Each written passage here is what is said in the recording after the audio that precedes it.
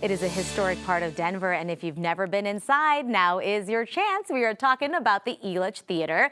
Joining us today is Alison Salutz with Historic Denver and Greg Rowley, a board member for the theater. Thank you so much for being here.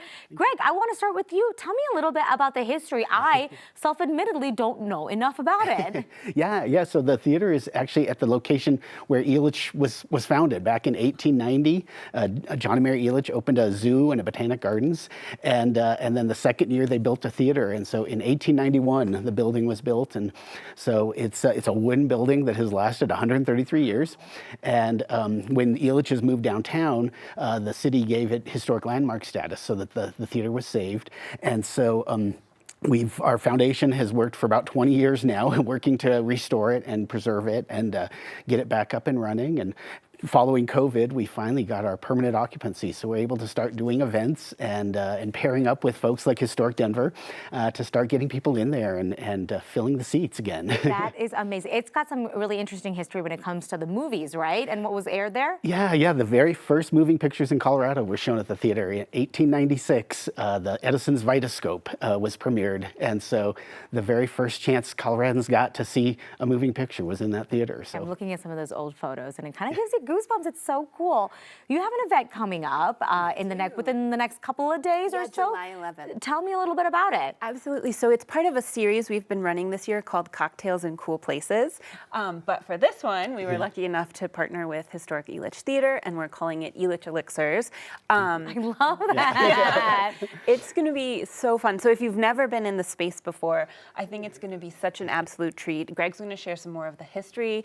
We've got a local historian talking about Mary Elitch and kind of her story, and then we're doing drinks on stage. So how fun is that to actually be on stage, enjoy your cocktail in this wonderful historic space, and learn a bit more about it. That is so cool. So tell me about the tickets, and are tickets still available? Yes, tickets are still available, and you can get them if you go to historicdenver.org.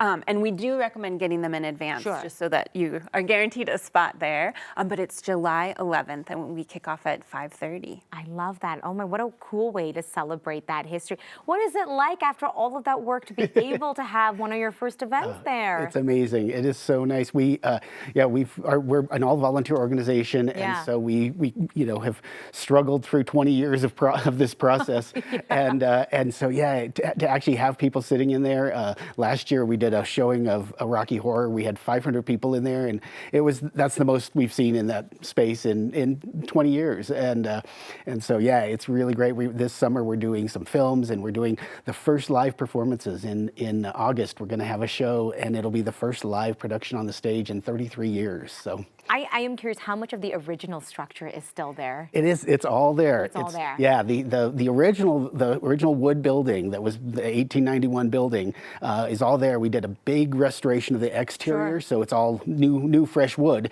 But inside you can come in. You can sit in the chairs that were from 1890 or 1899. Wow. Most of the auditorium, the chairs were from the 1940s, and so you get to stand where Grace Kelly stood and stand where. Well, Robert Redford says he acted there, but we don't actually know for sure. Okay. But he says he did, so we claim it. Okay. So I claim it too. Yeah. You could actually stand right where Robert Redford stood, Wow. and so it's the history is just amazing. The number of big names. Debbie Reynolds was there, and Cloris Leachman, and all these great people, and so it's pretty amazing to get people in there. And that's why events like this are so fun, because people are like, I get to go up on the stage, and so we're gonna we'll be standing up there. We have this great historian who shares wonderful stories of Mary, and so that's fantastic. It's so fun to get people in there, and it makes all the struggles and work worth it. Makes it all worth it. Well, thank you so much for stopping by. Tickets are still available. Check it out. Sounds like a fabulous evening. Thanks so much.